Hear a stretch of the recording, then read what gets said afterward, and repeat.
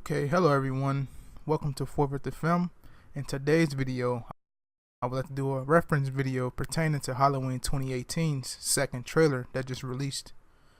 The film's direction to pay homage to the previous films of that film series or film franchise.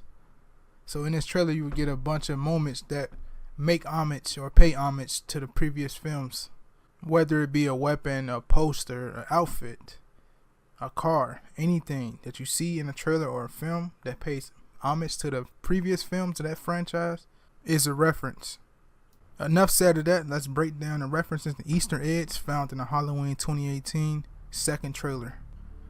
At the beginning of the trailer, we're introduced to two children, one with a pumpkin full of candy and the other one with a boombox on his shoulder, obviously paying reference to the first two films, and those two films being Halloween 1 and 2.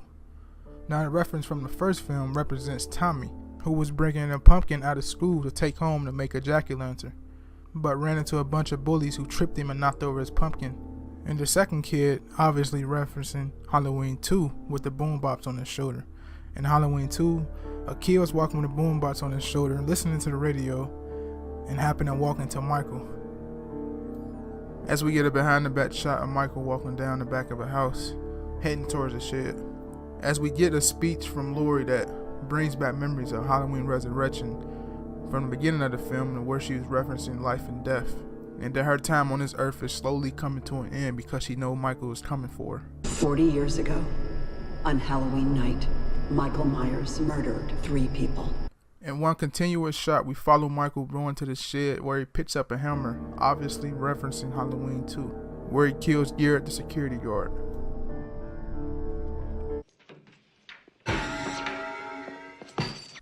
As we continue to follow Michael, we get an obvious reference to Halloween 2 with the character of Mrs. Elrod, with this lady dressed the exact same way as Mrs. Elrod. And if you don't know who Mrs. Elrod is, Mrs. Elrod is the lady from Halloween 2 where Michael scares her by grabbing her butcher knife as she was making a sandwich for her husband while he was watching TV.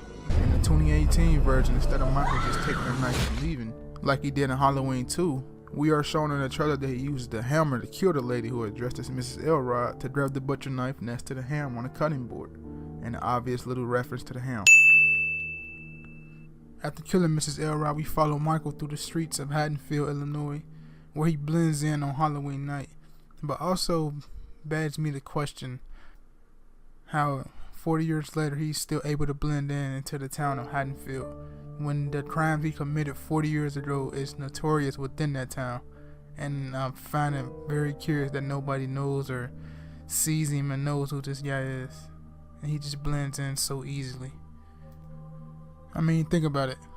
If the guy who is notorious in your town has been released from a sanitarium and is on the loose, why wouldn't there be no news, no notification telling children or adults to stay inside, keep your doors locked, if a notorious killer that committed the gruesome murders that happened 40 years ago is out on the loose? But hey, that's just me. I sure as hell wouldn't be out trick-or-treating when a maniac's on the loose. You probably would though, wouldn't you?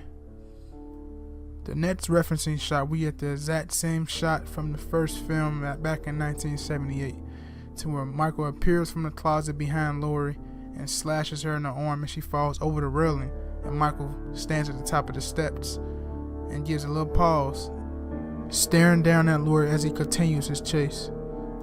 Now on to the small reference.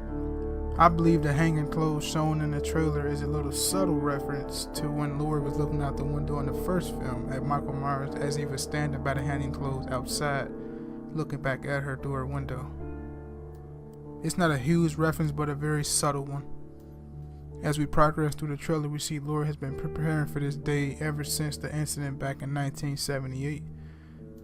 In the trailer, we see Laurie telling people to get inside their houses and lock their doors and stay off the street. And then we have a little fun little reference to Halloween 3 Season of the Witch, with 3 children wearing each of the 3 masks that was predominant in that film. The jack-o'-lantern mask, the skeleton mask, and the witch mask, which were made by Colonel Cochran's The Silver Shamrock Novelty Factory. In this film, Laurie obviously will be taking the role of Donald Pleasant's role in the previous film, pertaining to stopping Michael's rampage and stopping from killing any innocent people. And just like Dr. Loomis, she will not be able to prevent every death. There will be deaths, but she can only control what she can control. Now, as we've been freezing frame here, I just wanted to take a quick look at the mask of this film. I'm really liking this mask, but this mask will not oversee the first mask. The original mask is the best mask to me, but this mask comes in a close second. You don't see Michael's eyes. That was some of the problems with the sequels mask. The mask in those films, you was able to see Michael's eyes for 75% of the film. It shouldn't be that way at all. Salute to David Gordon Green and Danny McBride. They really did their homework on this film. I just hope it turned out very well. If you get Jamie Lee Curtis and John Carpenter back, you obviously doing something right. The two main characters haven't lost a step. Michael moved like he's still 21, even though he's 40 years older, and Laurie just Rambo all of a sudden. But I'm looking forward to the film. I can't wait for it to drop. It drops October 19th, and I will be seeing it that weekend.